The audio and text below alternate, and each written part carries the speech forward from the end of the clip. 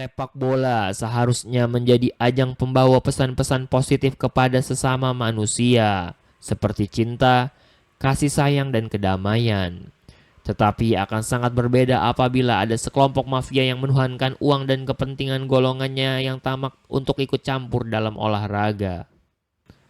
Piala Dunia adalah kejuaraan resmi yang digelar oleh FIFA setiap 4 tahun sekali. Sebanyak 32 negara bersaing untuk menjadi yang terbaik dalam turnamen tersebut, termasuk Kolombia.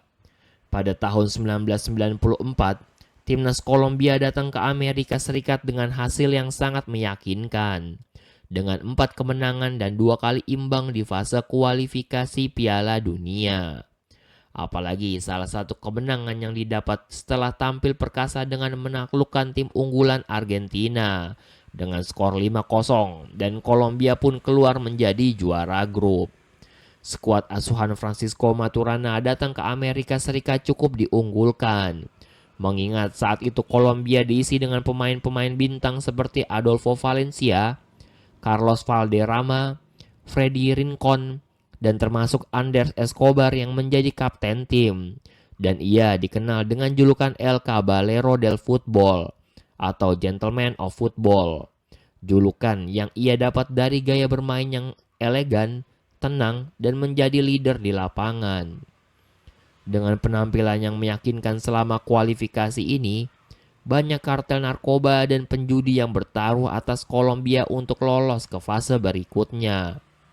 Kolombia memulai pertandingan pertama Piala Dunia 1994 dengan buruk. Mereka kalah saat menghadapi timnas Rumania dengan skor 3-1. Di pertandingan kedua, jalan Kolombia pun semakin sulit karena mereka harus berhadapan dengan tim tuan rumah Amerika Serikat.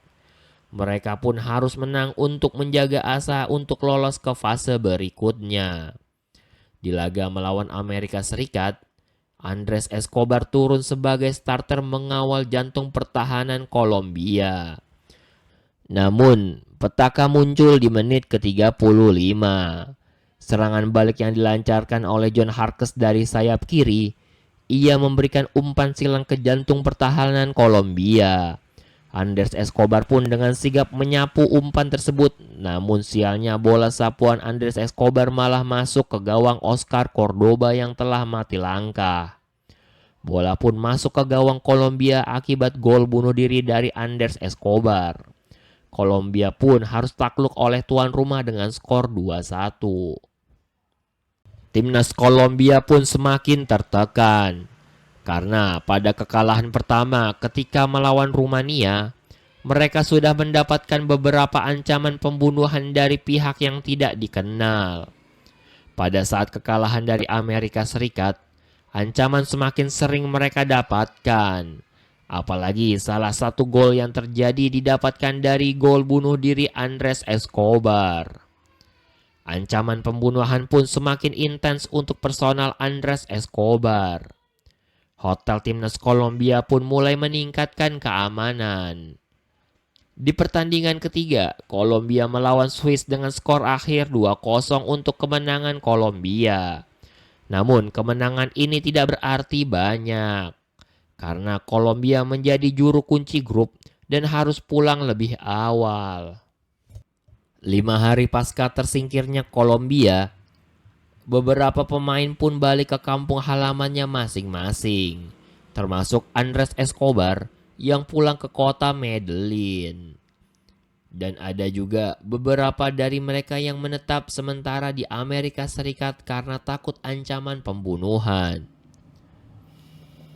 Manajer Escobar pun sebenarnya sudah mengingatkan agar ia tidak keluar rumah dulu sampai orang-orang melupakan Piala Dunia.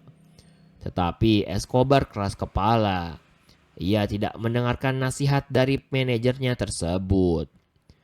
Ia malah mengajak teman-temannya untuk menghabiskan malam di bar El Indio di kota Medellin. Pada dini hari, pukul 3.30. Pada saat Escobar ingin kembali ke rumah dengan mengendarai mobil di parkiran bar, Namun secara tiba-tiba Andres Escobar didatangi oleh sekelompok orang yang tidak dikenal. Mereka meneriakkan dan menghina Escobar. Escobar pun melakukan pembelaan. Namun salah seorang dari mereka mengeluarkan pistol kaliber 38 mm sambil meneriakkan "Thank for the own goal hijau puta." Dan sekelompok orang tersebut juga meneriakkan kalimat "Gol, gol" berulang kali layaknya komentator sepak bola. 6 peluru pun bersarang di tubuh Escobar. Para pelaku pun melarikan diri dengan mobil pribadinya. Melihat ada korban penembakan, para saksi pun menelpon ambulans untuk menjemput Escobar. Lalu Escobar pun dilarikan ke rumah sakit.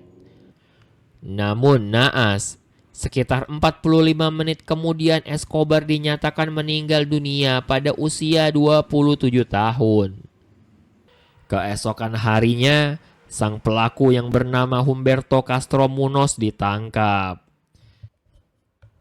Pelaku dihukum 43 tahun penjara. Namun, seiring berjalannya waktu, Humberto Castro Munoz hanya menjalani 11 tahun masa hukuman. Ia mendapat remisi 26 tahun karena berkelakuan baik selama di penjara. Ia pun bebas pada tahun 2005. Setelah pembunuhan Escobar, banyak sumber yang menyebutkan sekitar 120.000 orang datang ke pemakaman Escobar. Jasad Escobar dikebumikan di Monte Sacro Cemetery di kota Medellin. Seharusnya para pelaku penembakan mendengarkan wawancara Andres Escobar sesaat setelah pertandingan Kolombia melawan Amerika Serikat. Ia mengatakan, "Hidup tidak berakhir di sini. Kita harus melanjutkan. Hidup tidak bisa berakhir di sini. Sesulit apapun, kita harus bangkit lagi. Kita hanya memiliki dua pilihan.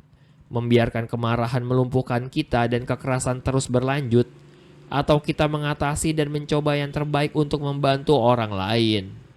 Itu pilihan kita. Marilah kita menjaga rasa hormat. Salam hangat saya untuk semua orang. Ini merupakan pengalaman yang paling menakjubkan dan langka. Kita akan segera bertemu lagi karena hidup tidak berakhir di sini." Pada tahun 2002, kota Medellin membangun patung Andres Escobar untuk mengenang tragedi yang sangat memilukan tersebut. Nyawa seorang manusia yang hilang akibat uang yang dipertaruhkan di meja judi.